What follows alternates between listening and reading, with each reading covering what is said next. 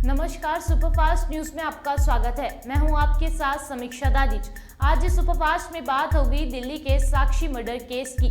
जम्मू अमृतसर बस दुर्घटना के हादसे की बात करेंगे। 2000 रुपए के नोट वापस लिए जाने पर सीतारमण के दिए जवाब की। सीएम अशोक गहलोत ने किया राजस्थान हाउस के नए भवन के शिलान्यास की। साथ ही जानेंगे वीडियो जारी कर समर्थकों से क्या बोली पहलवान साक्षी मलिक की। ज्योतिरादित्य सिंधिया ने कांग्रेस पर कसे तंज की बात करेंगे। नई संसद के उद्घाटन पर ओवैसी के बयान की। मनीष सिसोदिया की जमानत याचिका खारिज की। साथ ही जानेंगे सेवा के 9 साल पूरे होने पर क्या बोले प्रधानमंत्री मोदी। आखिर में बात करेंगे देश भर के कई राज्यों में बारिश और ओले को लेकर आईएमडी के जारी किए अलर्ट की। इसके साथ ही और भी तमाम खबरों से आपको करवाएंगे रूबरू। शाहबाद डेयरी थाना क्षेत्र में रविवार शाम तक सब कुछ ठीक ठाक था। जैसे ही कॉलोनी के लोगों के पास खबर पहुंची कि जैन कॉलोनी के रहने वाले साहिल खान उर्फ सन्नी ने नाबालिग लड़की की वहशी तरीके से केवल इसलिए हत्या कर दी कि उसने उससे दोस्ती तोड़ ली। इसके बाद से लोगों में रोष है। लोगों का कहना है कि पाकिस्तान के खिलाफ कोई भी बात सुनना साहिल को पसंद नहीं था। क्रिकेट मैच में भारत के हाथों पाकिस्तान को शिकस्त मिलने पर साहिल का चेहरा उतर जाता था। ऐसे में अगर लोग पाकिस्तान की बुराई और भारत की बड़ाई करते थे तो उसे नागवार गुजरता था। वहीं हम आपको बता दें कि शाहबाद डारी क्षेत्र में साक्षी की हत्या के मामले में कल यानी सोमवार को बुलंदशहर के अटेरना गांव से गिरफ्तार किए गए साहिल खान को दिल्ली लाया जा रहा है। उसे साक्षी की हत्या का कोई दुख नहीं है। उसके चेहरे पे ना ही कोई शिकन और ना ही कोई पछतावा है। साहिल को गिरफ्तार करने पहुंचे पुलिस कर्मियों ने ये बात उच्च अधिकारियों को बताई है। उसकी जान का बदला जान जाना चाहिए, नहीं तो फिर छूटेगा। आज मेरे साथ किया, कल किसी साथ और घटना घटेगा। ठीक करेगा। कल आज मेरे को मारा, कल उसका और उससे बढ़ गया कि मुझे इसको सरकार क्या होगा, थाने में बंद दूंगा, फिर छूट के आऊंगा, फिर किसी साथ कांड कर देगा। इस नाते मुझे इंसाफ चाहिए। कोई लड़की जो है बता रहा हूँ, लड़की गई थी भागते मेरे घर बताने के लिए। कहाँ कौन मार देगा, तो भागे से घर से मेरे घर झूठ बोलने आई है, कौन मार देगा उसको। भी अच्छे से मैं बात किया हूँ, 1:30 बजे मुझे कोई बात होती घटना होती जरूर मुझे बताती कि ये मेरे साथ घटना घटने वाली है। और अच्छे से मेरे से बात की तो ऐसे कौन मार देगा। बोली वो फिर लड़की चली गई घबरा के, तो मुझे विश्वास नहीं था। फिर मैं बाहर निकली कि अच्छा देखी क्या बात हो गई। बाहर गई तो वहाँ सब जनता भीड़ लगा रखी। फिर मुझे पुलिस वाले, तब तक पुलिस वाले आ गए, बोले चलो तुम जय भगवान के ऑफिस की हैं। मैंने कहा किस लिए सर? बोले तुम गाड़ी में बैठो चलो फटाफट। अपने पति को भी नहीं बता पाई कि मैं यहाँ जा रही हूँ। फिर मैं कॉल करके वहाँ जब पहुँची तब बताई हूँ कि मैं घर जो जा रही हूँ और आप जल्दी से आ जाओ यहाँ पर। ऐसी तो यहाँ जो मुझे आगे नहीं जाने दे रहे हैं, यहाँ में लड़की किसी ने मार दिया। तो मेरे आदमी गए वहाँ पर। हमको नहीं देखा, नहीं देखा, अभी भी नहीं देखा हूँ। अभी भी नहीं देखा। फोटो अगर मैं आपको दिखाऊं तो क्या आप पहचान पाएंगी कब है? एक लड़का है, 2 हम हैं, 4 परिवार थे। अच्छा, एक बेटा है आपका। बेटे ने भी कभी नहीं बताया कि साक्षी की किसके साथ बातचीत होती है? नहीं सर, मैं तो अपना फ़ोन लेके हमेशा रखती, रात में अपने पास ही रखती हूँ फ़ोन। अब हमें पता नहीं क्या कारण से मारा गया है। जब जो उसको मारा गया वही नहीं है तो होती तो बताया। अगर थोड़ी बहुत मारता कोई थप्पड़ वप्पड़ तब जरूर बताते कि मुझे इसने इस बात के लिए मारा। जो सबूत मिट गया तो हम क्या जाने कि कौन किस बात के लिए मारा गया। अब तो वही कैमरा वाले देखेंगे, वही पता लगेगा क्यों मारा गया, कैसे मारा गया। जम्मू कश्मीर में मंगलवार को बड़ा हादसा हो गया। यहां अमृतसर से कटरा जम्मू कश्मीर जा रही बस खाई में गिर गई। हादसे में 10 लोगों की मौत हो गई है। कई लोगों के घायल होने की भी खबर है।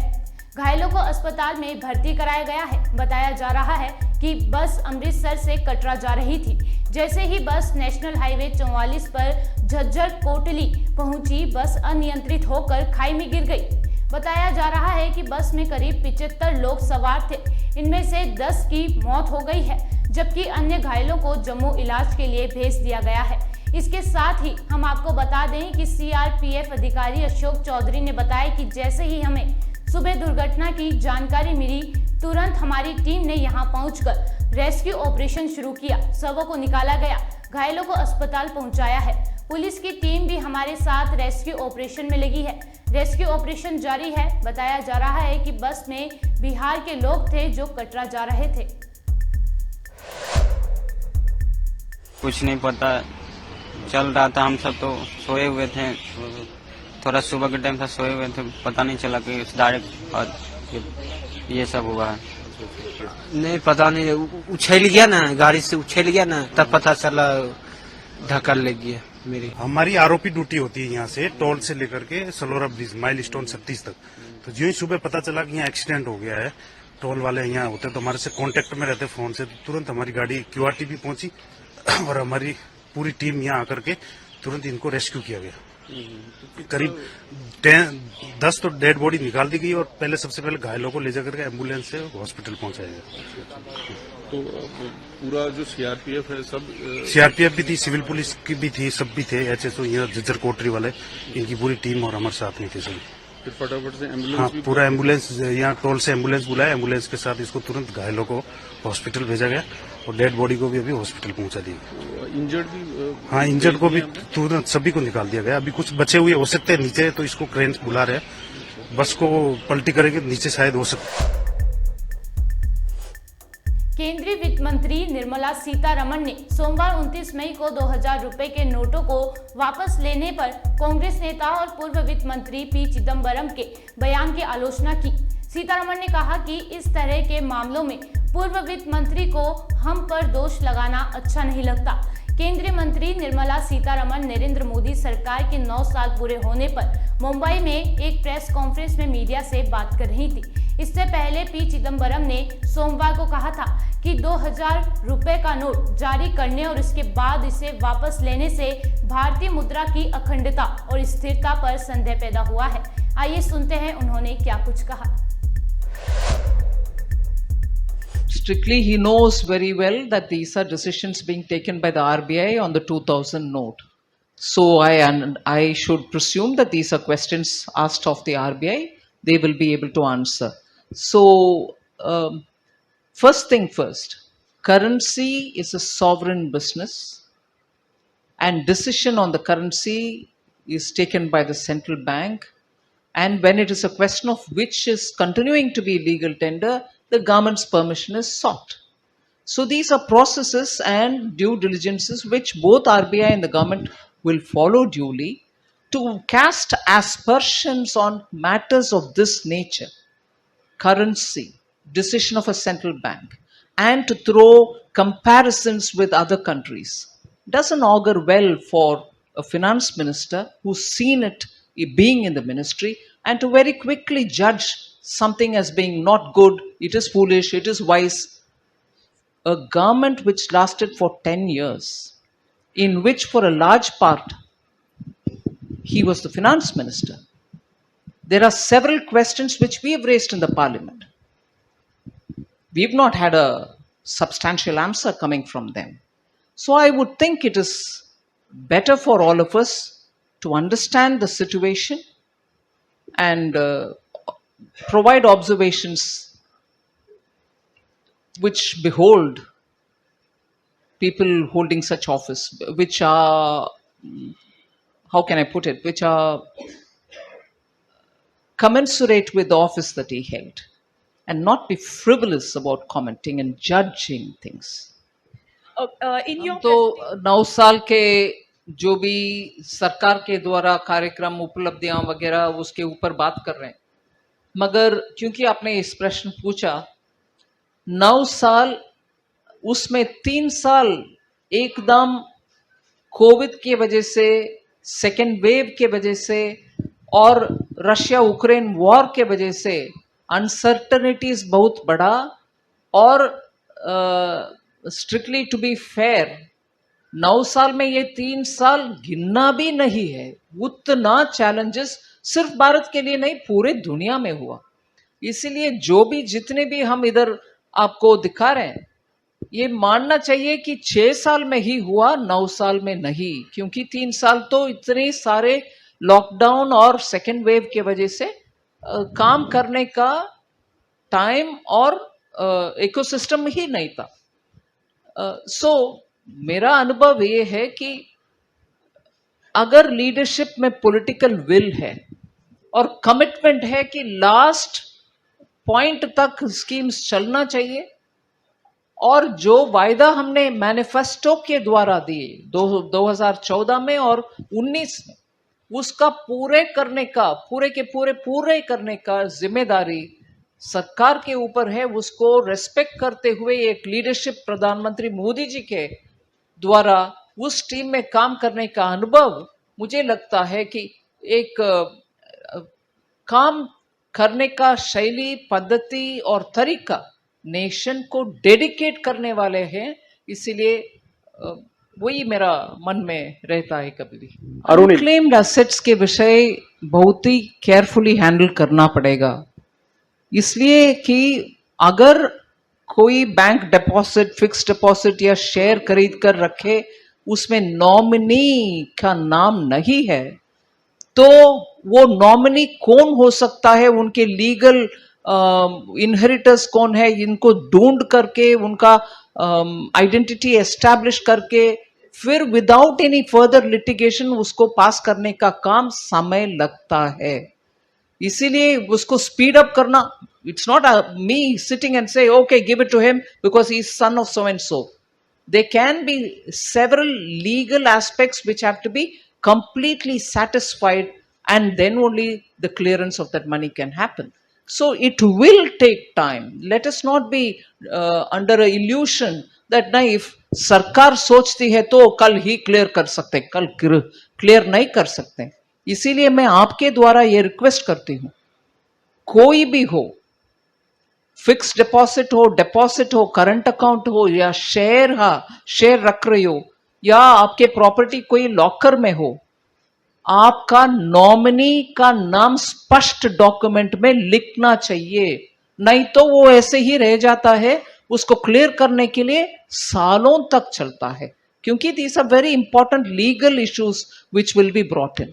सो उसका एक मिनट मैं खत्म करूं, प्रश्नाचं उत्तर देऊ द्या, एक minute.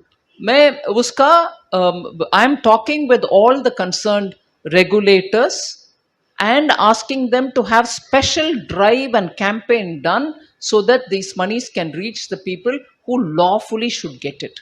So that's the first thing. The second question that you asked about the bank privatizations, they will go on as per schedule and there is no other change in it. Completely आपका बातों को मानने को तैयार नहीं हूं, मगर उसमें सच्चाई भी हो सकता है। मगर इसीलिए तो प्रधानमंत्री जी एक महीने में एक बार प्रगति कार्यक्रम करते हैं, जिसमें जिला स्तर के अधिकारीगण को भी वाया वीसी बुला करके उस जिले में क्या कितना आगे बढ़ रही है हर एक स्कीम, ये एक रास्ता है। दूसरा रास्ता, 116 जिला ऐसे चुनने गए जिसमें और काम करने का था, एस्पिरेशनल डिस्ट्रिक्ट नाम दे करके उनका पिछड़ापन को कम करने के लिए और हर एक स्कीम में सैचुरेशन पोजीशन रीच करने के लिए एस्पिरेशनल डिस्ट्रिक्ट्स का प्रोग्राम हुआ। उसमें बहुत सारे डिस्ट्रिक्ट आगे भी आए और in some of them very surprising developments happened for the good. अभी वो एस्पिरेशनल डिस्ट्रिक्ट का प्रोग्राम और नीचे के ओर जाकर के एस्पिरेशनल ब्लॉक का प्रोग्राम हो रही है। मतलब डिस्ट्रिक्ट स्तर पर सैचुरेशन अचीव करने के बाद अभी ब्लॉक स्तर पर अचीव करने के लिए प्रयत्न चल रही है। इसीलिए जहां कमी है वहां भरपाई करने के लिए और मेहनत हो रही है। विनोद जी मेरा सवाल, विनोद जी, पीएम स्वनिधि पोजीशन उनके अपने एफर्ट्स को कैसे हैंडल करना, एक यूनिटी में आना, ये उनका काम है भाई, बीजेपी का काम नहीं है। ऑपोजिशन को यूनाइट करके खड़े रख के उनको हमारे खिलाफ लड़ने के लिए कोई भी पार्टी सत्ता में जो रहते हैं वो जनता के काम के ऊपर ध्यान रख के काम करते जाएंगे। ऑपोजिशन के काम है वो प्रश्न उठाए, जो भी क्रिटिसिज्म करना है करने, मगर ये नहीं है कि I am going to be responsible for bringing all of them together and make them strong and make them fight against me. That's not my business. Rajasthan के मुख्यमंत्री अशोक गहलोत ने दिल्ली में राजस्थान हाउस के नए भवन का शिलान्यास किया। इस दौरान सीएम गहलोत ने साथ पीडब्ल्यूडी मंत्री भजन लाल जाटव और मुख्य सचिव उषा शर्मा और राजस्थान फाउंडेशन के अध्यक्ष धीरज श्रीवास्तव भी मौजूद रहे। दिल्ली में राजस्थानी की कला और संस्कृति की झलक के साथ प्रदेश के लोगों को सभी सुविधाएं देने के लिए राजस्थान हाउस का नया भवन तैयार होगा। आपको बता दें, सीएम अशोक गहलोत ने बजट के दौरान राजस्थान हाउस के पुनर्निर्माण की घोषणा की थी। सर, राजस्थान हाउस का आपने यहाँ शिलान्यास किया है। ये स्टार्टअप है। नहीं सर, राजस्थान हाउस का आपने शिलान्यास किया है। आखिरकार राजस्थान हाउस कैसा बनेगा, क्या कुछ सुविधाएं होंगी? सर, आज आपको कैसा लग रहा है दिल्ली आते और शिलान्यास करके, ये बता दीजिए। सर, राजस्थान हाउस हमारे यहाँ बहुत पहले बना था, पहले बाद में करीब 25-30 साल पहले नया भवन बना था, बट रूम बहुत कम थे, 40-50 रूम थे हमारे यहाँ। अब लगभग 90 रूम का बंगला है। सर्वेंट क्वार्टर्स के लिए, ड्राइवर्स के लिए अलग से प्रोविजन किया गया। मुझे अच्छा लगा, क्योंकि हमेशा वो तकलीफ आते हैं, ड्राइवर्स भी और सर्वेंट भी। अब रेस्टोरेंट भी बन रहा है, वो बन रहा है डाइनिंग हॉल के अलावा। डाइनिंग हॉल तो है जहाँ इन जो लोग रुकेंगे उनके लिए है। रेस्टोरेंट उनके लिए होगा जो दिल्ली के लोग रहते हैं। फिर आंध्र प्रदेश भवन यहाँ पर है। आंध्र प्रदेश भवन में बाहर के लोग भी जाते हैं, तो साउथ इंडियन फूड के लिए वो उपलब्ध है वहाँ पर। उसी ढंग से यहाँ पर राजस्थानी फूड के लिए दिल्ली वासियों के लिए एक नई सुविधा पैदा होगी, ये मेरा मानना है। तो एक अच्छा भवन बन रहा है और प्रदेश वासियों को बहुत खुशी है। तमाम लोग जो आते हैं तो दिल्ली मिले कहाँ पर, एक जगह ऐसी होती है। सेक्रेट हाउस जो है, मैं सेक्रेट हाउस को, डाक बंगलों को और राजस्थान हाउस जैसे संस्थाओं को बहुत महत्व देता हूँ, क्योंकि पॉलिटिकल लोग जाते हैं, चाहे वो चीफ मिनिस्टर हो, मंत्री हो, विधायक हो, MP हो, तो गांव वाले बगैर पता किए हुए कहाँ जाना है, मालूम है सेक्रेट हाउस में मिलेंगे, डाक बंगलों में मिलेंगे, उनको सुविधा रहती है मिलने के लिए।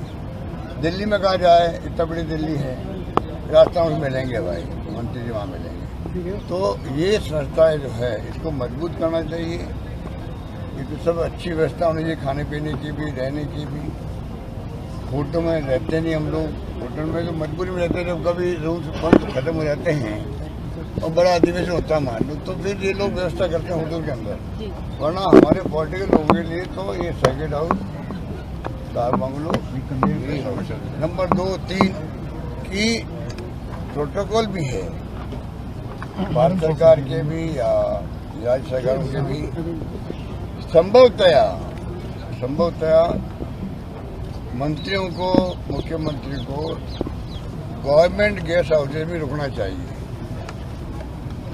ये प्रोटोकॉल में है। अब कई बार रुकते नहीं, वो अलग बात है, पर ये प्रोटोकॉल है कि आप जब जाएं दौरे में, मान लो कहीं और राज्यों में जाएं, वहाँ भी सेक्रेट हाउस या जो वहाँ पे पब्लिक अंडरटेकिंग है, पब्लिक अंडरटेकिंग गेस्ट हाउस में वहाँ रुक जाओ आप, पर होटलों में अवॉइड करो। ये जनरली प्रोटोकॉल होता है। तो हम तो यहाँ कोशिश कर रहे हैं प्रोटोकॉल निभाने की। ये भवन शुभ साबित होगा राजस्थान की जनता के लिए, क्योंकि चुनाव से पहले आप इस भवन का तोहफा देने जा रहे हैं राजस्थान को। ये भवन भी और इसका शिलान्यास भी शुभ होगा, आप लोगों को सबका आना भी शुभ होगा। और राजस्थान माहौल बना हुआ है राजस्थान में, वो भी शुभ होगा, सब शुभ भी शुभ होगा। और इस बार लगता है मूड, पब्लिक का मूड जो है लगता है, बाकी तो माई बाप पब्लिक है, वो किसको तार पहनाती है अलग बात है। लगता है कि मोदी जी, अमित शाह जी जिस प्रकार धन बल का प्रदर्शन करते हैं, बड़ी बड़ी रैलियां करते हैं, क्योंकि पैसे की कमी नहीं है, सब पार्टी को साधनों में उन्होंने टाइट कर रखा है। साधन है तो बीजेपी के पास। तो ये जो जिस प्रकार से कैंपेन करते हैं, वो कैंपेन वैसे हम नहीं कर सकते शायद, पर हमारी पार्टी पब्लिक में जाती है, उनकी बात करती है। जो गवर्नेंस हमने दी है 5 साल की गवर्नेंस, पानी हो चाहे बिजली हो, शिक्षा में रिकॉर्ड बनाए हम लोगों ने, इतनी कॉलेज खोल दी है, सारी शहर IIT, IIM, IIIT, AIIMS, Ayurveda university, law university, journalism की यूनिवर्सिटी, सब कुछ वहाँ पर बन गई है। और 25 लाख का बीमा हिंदुस्तान में कहीं नहीं है। हमने राइट टू हेल्थ एक्ट बना दिया, वो हिंदुस्तान में कहीं नहीं। इतने आर्टिकल लिखे गए, इतने संपादक आए हैं राष्ट्रीय अखबारों के अंदर कि एकमात्र राज्य राजस्थान जहाँ पर राइट टू हेल्थ एक्ट बन गया है। आप सोच सकते हो कि सड़कें 1 लाख किलोमीटर बन रही राजस्थान में, पूरे 46,000 तो बन चुकी है, तो 44,000 बन रही है। तो सब कुछ करने के बाद में तो हम जनता पे छोड़ते हैं कि जनता क्या फैसला करे। हम चाहेंगे कि राष्ट्रीय मुद्दे लेके जो राजनीति करना चाहते हैं हम उनको दूर हटाएंगे। हम कहेंगे अभी राज्य के चुनाव है, विधानसभा चुनाव है, आप चुनाव में अगर आपके हम चुनौती देते हैं, चैलेंज देते हैं, अगर आप हिम्मत है तो जो मुद्दे हमारे हैं राज्य की गवर्नेंस के हैं, आप उस पर बातचीत हमसे करो। पहले जब आएगा लोकसभा चुनाव आएगा तब उसकी बात करेंगे। पर ये जो गुमराह करके धर्म के नाम पे, जाति के नाम पे चुनाव लड़ते हैं, इस बार हम ये नहीं होने देंगे। हम लोकल चुनाव लड़ेंगे। लोकल चुनाव में हमारी जो परफॉर्मेंस है उसको जनता के सामने ले आएंगे। पीएम मोदी का लगातार फोकस राजस्थान में बना हुआ है, फिर परसों भी आ रहे हैं, परसों भी आ रहे हैं, वो अप एंड डाउन करते हैं। नहीं देखा आपने गुजरात के अंदर पीएम का बस चले तो नगर निगम चुनाव में आ जाए वो, क्योंकि इनकी पार्टी अमित शाह चली गए थे हैदराबाद के अंदर नगर निगम चुनाव के अंदर। हिंदुस्तान के गृह मंत्री नगर निगम चुनाव हैदराबाद में कैंपेन कर रहा है।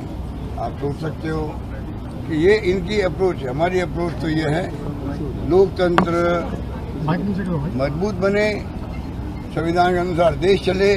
आज संविधान की धज्जियां उड़ रही है, लोकतंत्र खतरे के अंदर है, हालात बड़े चिंतित है। और राहुल गांधी की जो यात्रा थी, भारत जोड़ो यात्रा, उसमें महंगाई का मुद्दा था, बेरोजगारी का था, नॉन वायलेंस का था और गरीब अमीर की बेखाई का था। ये बढ़ रही है। यही मुद्दे लेके मैंने बजट पेश किए राजस्थान के अंदर। बहुत शानदार वेलकम हो रहा है उसका। ये मैं कह रहा हूँ। यौन शोषण के आरोपों के तहत भारतीय कुश्ती महासंघ WFI के निवर्तमान अध्यक्ष ब्रजभूषण शरण सिंह की गिरफ्तारी की मांग कर रहे प्रदर्शनकारी पहलवानों में शामिल ओलंपिक मेडलिस्ट साक्षी मलिक ने एक बार फिर कहा है कि उनका आंदोलन जारी रहेगा। उन्होंने सोमवार 29 मई को अपने समर्थकों के लिए सोशल मीडिया के जरिए एक वीडियो जारी कर उनसे समर्थन बनाए रखने का आग्रह किया। मलिक ने कहा, हम पीछे नहीं हटे हैं। आपको बता दें, रविवार 28 मई को विनेश फोगाट, बजरंग पुनिया, संगीता फोगाट, साक्षी मलिक और कई अन्य को दिल्ली पुलिस ने उस वक्त हिरासत में ले लिया था जब वे महिला महापंचायत के लिए नए संसद भवन की ओर बढ़ने का प्रयास कर रहे थे। इसके बाद जंतर मंतर से प्रदर्शनकारियों का सामान हटा दिया गया था। सभी को मेरा नमस्कार। जैसा कि अब सब जानते हैं कि कल हम शांतिपूर्वक मार्च कर रहे थे और पुलिस ने हमें डिटेन कर लिया, गिरफ्तार कर लिया और ऊपर से हमारे ऊपर ही मुकदमा FIR कर दी, जबकि हमने कोई पब्लिक प्रॉपर्टी या किसी को नुकसान नहीं पहुंचाया।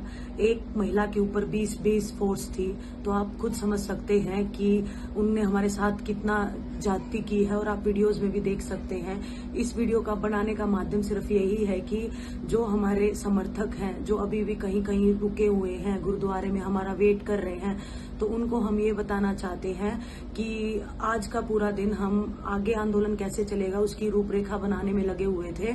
हम पीछे नहीं हटे हैं, आंदोलन जारी रहेगा और जो भी होगा वो हम आपको जल्द ही बता देंगे। आप लोग ऐसे ही समर्थन बनाए रखो। ज्योतिरादित्य सिंधिया ने कांग्रेस पर तंज कसा है। उन्होंने कहा कि राहुल गांधी कुछ भी बोलते रहते हैं। मध्य प्रदेश में फिर से बीजेपी सरकार बनेगी। बीजेपी जनता के बीच रहती है। आइए सुनते हैं क्या कुछ बोले ज्योतिरादित्य सिंधिया। भारतीय जनता पार्टी में एक एक कार्यकर्ता, एक एक व्यक्ति जमीन पर डटकर जनता का विकास, जनता की प्रगति के लिए समर्पित भाव से हम लोग कार्य कर रहे हैं और पूर्ण विश्वास है कि आने वाले चुनाव में पूर्ण बहुमत के आधार पर भारतीय जनता पार्टी की सरकार दोबारा मध्य प्रदेश में स्थापित होगी। कमलनाथ जी की फेस पर पूछा गया तो उन्होंने बोला नहीं है कि मुख्यमंत्री कौन रहेगा। इस पर मैं क्या टिप्पणी दूंगा। मैं उन नेताओं में से नहीं हूं जो दूसरे नेताओं पर टिप्पणी करूं। भगवान ने एक जिंदगी दी है सकारात्मक सोच के लिए, लोगों के जीवन में परिवर्तन लाने के लिए, विकास के लिए, प्रगति के लिए, और यही इस परिवार की परंपरा रही है। चाहे मेरी आजी अम्मा रही हूं, चाहे मेरे पूज्य पिताजी रहे हो। तो मेरा लोगों को पर टिप्पणी करना, उनको नीचे दिखाना, ये कांग्रेस की आदत है, ना ये भारतीय जनता पार्टी की आदत है और ना ये सिंधिया परिवार की आदत है। मोदी जी के कार्यकाल के 9 साल पूरे हो पार्टी में आप भी शामिल होने आए। मैंने अभी दिल्ली में बड़ी लंबी प्रेस कॉन्फ्रेंस की है, जहां हर विषय पर, सामाजिक विकास के विषय पर, किसानों के विषय पर, अभी किसानों का प्रश्न किया गया। मैं आपसे पूछना चाहता हूं कि जो 67 साल अनेक सरकारें रहीं, पहली बार देश में किसान के खाते में, जो हमारा सीमांत कृषक है, आज भी देश में 80% हमारे किसान सीमांत कृषक हैं, सीधे सीधे बिचौलियों को काटकर, और मैं शब्द का प्रयोग कर रहा हूं, बिचौलियों को काटकर सीधे सीधे उनके खाते में 6,000 रुपए पहुंचाने का कार्य प्रधानमंत्री जी कर रहे हैं।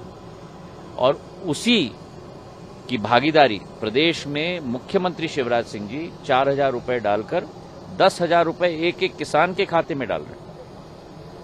11 करोड़ किसान लाभान्वित हैं। 2,25,000 करोड़ आज तक किसानों के खातों में पहुंच चुका है। और ये वो सरकार नहीं है जो कहती थी कि 1 रुपया हम भेजते हैं और आपके खाते में 15 पैसे ही पहुंचे हैं। इस सरकार के कार्यकाल में, चाहे वो केंद्र हो या प्रदेश हो, जब 1 रुपया का बटन दबाया जाता है तो 1 पूर्ण रुपया खाते में पहुंचता है। ये फर्क है। चाहे किसानों की श्रेणी में, अधोसंरचना की श्रेणी में, सामाजिक विकास के क्षेत्र में, शिक्षा में, स्वास्थ्य में नए नए कीर्तिमान स्थापित हुए, और इतने कीर्तिमान कि अब भारत विश्व का एजेंडा सेट कर रहा है। चाहे G20 की आप बात करो, जिसकी अध्यक्षता इस साल हम कर रहे हैं, चाहे इंटरनेशनल सोलर अलायंस की बात करो। पहले हम इंतजार करते थे कि विश्व में आविष्कार होगा तब भारत उसका कार्बन कॉपी करेगा। आज ग्रीन हाइड्रोजन के लिए 19,000 करोड़ का बजट का आवंटन केंद्र सरकार के द्वारा किया गया। क्यों? क्योंकि प्रधानमंत्री जी की विचारधारा है कि हम लोगों को वर्ल्ड लीडर बनना चाहिए, वर्ल्ड फॉलोअर नहीं। और इसके आधार पर भारत की विचारधारा, सोच, विश्व पटल पर हमारी पैठ में पूर्ण परिवर्तन आया। ये कोई सामान्य बात नहीं है। जब विश्व नेता प्रधानमंत्री जी से मिलते हैं तो उठकर उनका साधुवाद करते हैं, गले मिलते हैं। अभी ऑस्ट्रेलिया के प्रधानमंत्री ने हमारे प्रधानमंत्री जी के बारे में क्या कहा? तो ये जब प्रधानमंत्री जी के बारे में कहा जाता है तो प्रधानमंत्री के बारे में केवल नहीं कहा जा रहा, ये आज देश की स्थिति के बारे में कहा जा रहा है। ये एक एक देश के वासी के लिए गौरव का विषय है। ये परिवर्तन 9 साल में हम लोग ला पाए प्रधानमंत्री जी के नेतृत्व में। और मुझे पूरा विश्वास है कि मध्य प्रदेश में प्रदेश का एक एक वासी, अभी आप एक प्रश्न कर रहे थे आर्थिक संकट के बारे में, ये आप याद रख लीजिएगा। और आपके द्वारा मैं अपने दर्शकों को भी कहना चाहता हूं, कांग्रेस आएगी तो आर्थिक संकट का ब्यूगल बजाएगी, सबकी योजनाएं बंद करेंगी। एक एक गरीब के लिए जो योजना बनी है उसका समापन होगा। क्यों? क्योंकि कांग्रेस यही कहेगी आर्थिक संकट है, आर्थिक संकट है। 3 साल में शिवराज सिंह जी ने क्या नहीं करके दिखाया, कितनी योजनाओं की शुरुआत की, परिवर्तन प्रदेश में एक एक क्षेत्र में ला रहे हैं। ये कोई छोटी बात है कि 6,000 के साथ 4,000 रुपए मध्य प्रदेश के किसानों के लिए जोड़ा जा रहा है। लाडली बहना के लिए 1,000 रुपए प्रति माह, 12,000 रुपए प्रति वर्ष उनके खाते में 1,10,00,000 महिलाओं को पूरे प्रदेश में दिया जा रहा है। क्या यह संभव होता अगर कांग्रेस की सरकार होती? ये संकेत है आप लोगों के लिए। मुझे बड़ा अच्छा लगा कि आपने प्रश्न किया। मतलब आर्थिक संकट का संकेत आ रहा है और यह संकेत एक एक मतदाता के दिल में जाना चाहिए कि इसी संदेश के साथ कांग्रेस आएगी। अभी तो वाहन काटा है, आगे जाके लोगों के खाते काटे जाएंगे। नई संसद के उद्घाटन पर असुद्दीन ओवैसी ने मोदी सरकार की आलोचना करते हुए कहा कि पीएम मोदी लोकसभा के अंदर मुस्लिम धर्मगुरु को अंदर क्यों नहीं लेकर गए, केवल हिंदू धर्माचार्यों को ही क्यों लेके गए। देखिए ये रिपोर्ट। कि भारत की लोकसभा की पार्लियामेंट का इफ्तिताह हुआ, हमारे प्रधानमंत्री वो एक फोटो आई लेटे हुए हैं फिर एक टीवी पर मैं देखा कि लोकसभा के अंदर प्रधानमंत्री जा रहे और उनके पीछे कम से कम 18 से 20 हमारे हिंदू भाइयों के मजहब के पुजारी मंत्र पढ़ते हुए जा रहे हैं। प्रधानमंत्री, मुझे देखकर बड़ा ताज्जुब हुआ कि आपके दिल में ये जगह क्यों नहीं पैदा हुई कि जब हिंदू पुजारियों को लेकर मैं जा रहा हूं लोकसभा के अंदर, तो उसमें ईसाई पादरी भी होना चाहिए था, उसमें सिखों के मजहबी रहनुमा को भी होना चाहिए था, उसमें मुसलमानों के कोई एक मौलाना को भी होना चाहिए था। अरे यही तो भारत की खूबसूरती है। वजीर आजम, इस देश का मजहब एक नहीं है, भारत का एक मजहब नहीं है, भारत किसी मजहब को मानता भी नहीं है, भारत पूरे मजहबों को मानता है। इंडिया का कोई रिलीजन नहीं है, इंडिया सब रिलीजन को मानता है। अगर कोई रिलीजन को नहीं मानता, इंडिया उसको भी मानता है। मगर अफसोस हुआ देश के प्रधानमंत्री, आप सिर्फ एक ही मजहब के लोगों को लेकर गए लोकसभा में। काश आपका दिल बड़ा होता तो उसमें ईसाई, सिख, मुसलमान और जैन लोग भी अंदर होते, बाहर हुआ। मगर लोग बोलते हैं, अब बोलेंगे नहीं बाहर नहीं हुआ, उस सूर्य रहमान का सूरा नहीं पढ़े। अरे भाई, अंदर भी पढ़ना था, अंदर भी पढ़ना था। यासीन वल कुरानिल हकीम, यह भी पढ़ना था अंदर। मगर प्रधानमंत्री सिर्फ अपने साथ इन्हीं लोगों को लेकर गए। वो लोकसभा का नया इफ्तिदा नहीं दिख रहा था, ऐसा दिख रहा था कि कोई दिल्ली के सुल्तान की ताजपोशी हो रही है। अफसोस हुआ, पार्लियामेंट की जरूरत है, पार्लियामेंट बनना चाहिए, मगर ये क्या हुआ है? क्या ये भारत का सेकुलरिज्म है? क्या ये सत्यमेव जयते है? क्या यही दिन देखने के लिए हमारे बुजुर्गों ने अंग्रेजों से लड़कर अपनी जानों की अजीम कुर्बानी दी थी? क्या इसीलिए हमारे बुजुर्गों ने काला पानी की सजा काटी थी? क्या इसीलिए जलियांवाला बाग में हमारे बुजुर्गों ने अपनी जानों को कुर्बान कर दिया अंग्रेजों की गुलामी से आजादी हासिल करने के लिए?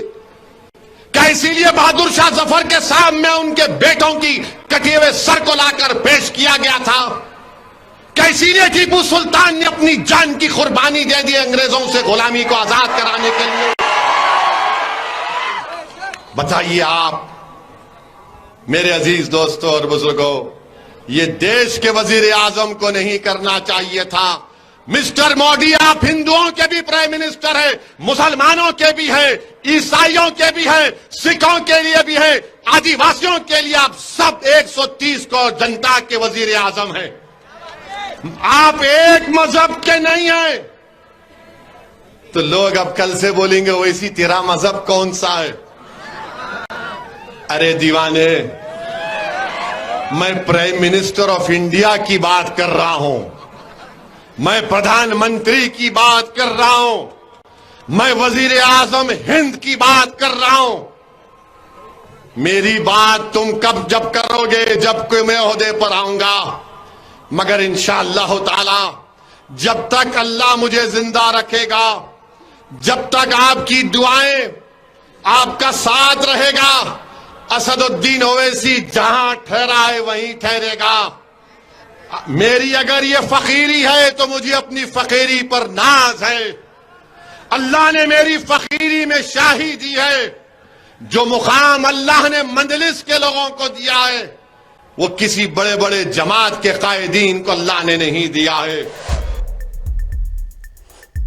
दिल्ली शराब घोटाले के मामले में जेल में बंद आम आदमी पार्टी के नेता मनीष सिसोदिया की जमानत याचिका दिल्ली हाई कोर्ट ने खारिज कर दी है। अदालत ने याचिका को खारिज करते हुए कहा कि मनीष सिसोदिया के खिलाफ लगे हुए आरोप काफी गंभीर हैं। वहीं अब पूर्व उप मुख्यमंत्री मनीष सिसोदिया दिल्ली हाई कोर्ट के इस फैसले के खिलाफ सुप्रीम कोर्ट का रुख करेंगे। दिल्ली हाई कोर्ट ने यह फैसला कथित शराब घोटाला से जुड़े सीबीआई के केस में सुनाया है। दरअसल आप नेता मनीष सिसोदिया ने निचली अदालत के फैसले को चुनौती दी थी, जिस पर दिल्ली हाई कोर्ट ने उनकी याचिका को खारिज कर दिया है। कोर्ट ने मनीष सिसोदिया की याचिका को खारिज करते हुए सबूतों पर चिंता जाहिर की है। अदालत ने कहा कि मनीष सिसोदिया का इस मामले में व्यवहार ठीक नहीं है, वो सबूतों को प्रभावित कर सकते हैं। प्रधानमंत्री नरेंद्र मोदी के नेतृत्व वाली केंद्र सरकार ने 9 साल पूरे कर लिए हैं। प्रधानमंत्री मोदी ने इसे सेवा के 9 साल बताते हुए कहा कि इस दौरान उनकी सरकार के द्वारा लिया गया हर फैसला लोगों की जिंदगी बेहतर बनाने के लिए था। पीएम मोदी ने ट्वीट कर लिखा, आज जब हम राष्ट्र की सेवा में 9 वर्ष पूरे कर रहे हैं, मैं विनम्रता और कृतज्ञता से भर गया हूँ। सरकार द्वारा लिया गया हर निर्णय, हर कदम लोगों के जीवन को बेहतर बनाने की इच्छा से निर्देशित होता है। विकसित भारत के निर्माण के लिए हम और भी अधिक मेहनत करते रहेंगे। देश भर में मौसम के बदले मिजाज के कारण लोगों को झुलसा देने वाली गर्मी से राहत मिल रही है। राजधानी दिल्ली की बात करें तो यहां अभी और बारिश होने की संभावना व्यक्त की गई है। पश्चिमी उत्तर प्रदेश में कुछ जगहों पर बारिश के लिए अलर्ट जारी किया गया है। वहीं पूर्वी उत्तर प्रदेश में मौसम के सूखा रहने की संभावना है। आईएमडी ने कई राज्यों में और केंद्र शासित प्रदेश के लिए आंधी के साथ बारिश होने की उम्मीद जताई है। केरल, दक्षिण आंतरिक कर्नाटक और माहे में कुछ जगहों पर भारी बारिश होने की संभावना है। आईएमडी ने जम्मू कश्मीर, हिमाचल प्रदेश, लद्दाख, राजस्थान और उत्तराखंड में आंधी के साथ बारिश होने और ओले गिरने को लेकर ऑरेंज अलर्ट जारी किया है।